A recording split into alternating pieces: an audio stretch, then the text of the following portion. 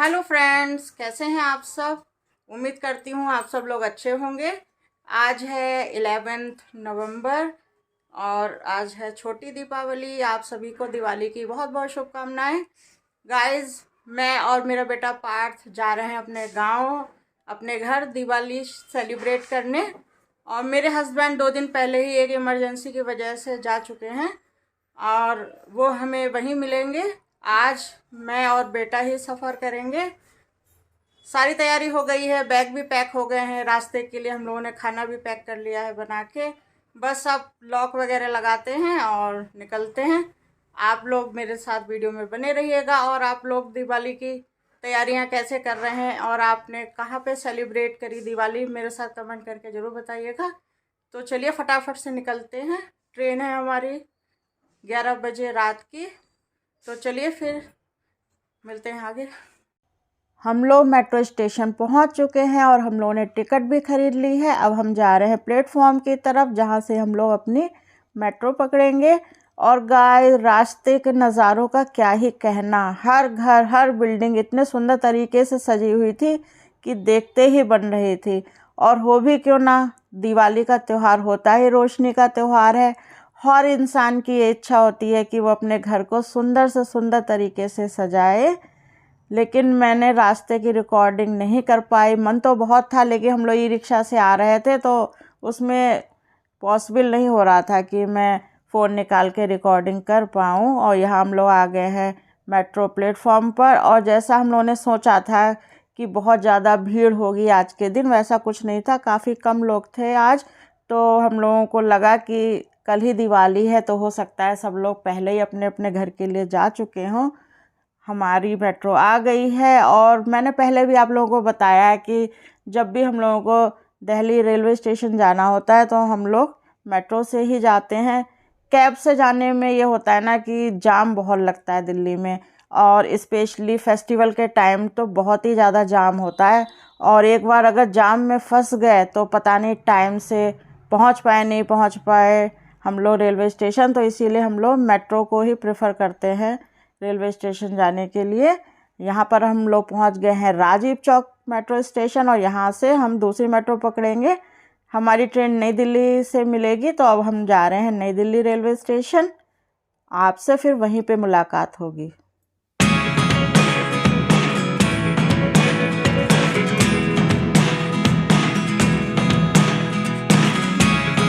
Never really know what's going on. Look at me sometimes like all you want to do is run. Hear me out, hear me out.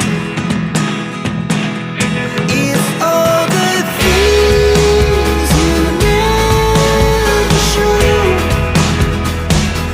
There are the things I want to know.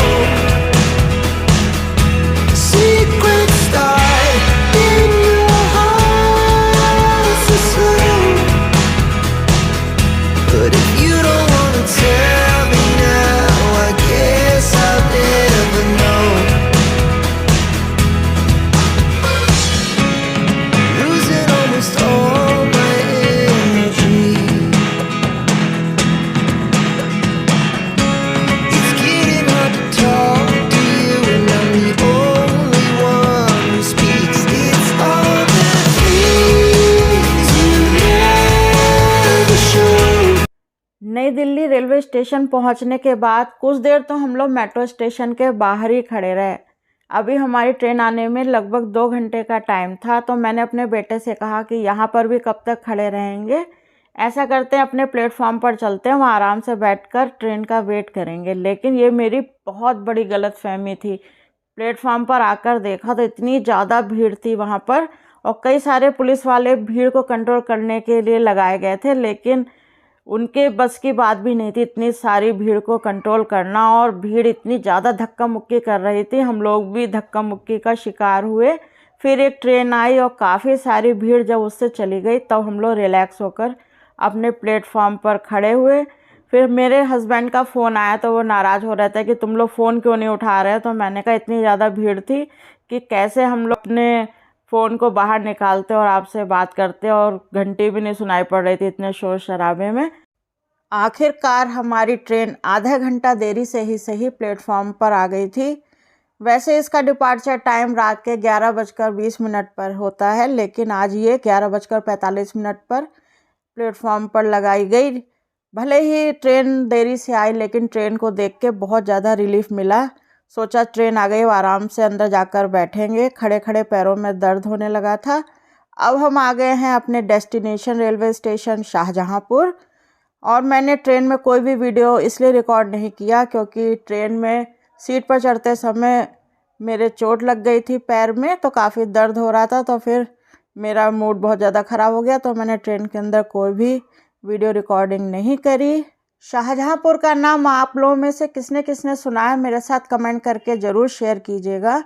Shahjahanpur को शहीदों की नगरी भी कहा जाता है क्योंकि यहाँ पर अशफाक उल्लाह खां, पंडित राम प्रसाद बिस्मिल जी की जन्मभूमि है। और इस समय हम लोग आ गए हैं बस स्टेशन। यहाँ से हम अपने घर के लिए बस पकड़ेंगे और इस समय लगभग 6 बजे का टाइम है और भीड़ का आलम तो आप लोग देख ही सकते हैं कितनी ज़्यादा भीड़ है। हमारे घर की तरफ जाने वाली बस इस समय नहीं थी, तो हम लोगों को अपनी बस का वेट करना था। मैं पार्थ से कह रही थी कि पार्थ आप कभी भी त्यौहार के जस्ट एक दिन पहले नहीं निकला करेंगे, बहुत ज़्यादा भीड़ का सामना करना पड़ता है। कम से कम 2 या 3 दिन पहले निकलो दीपावली के, तो घर जाके भी आराम से रिलैक्स करके त्यौहार की तैयारियां कर सकते हैं।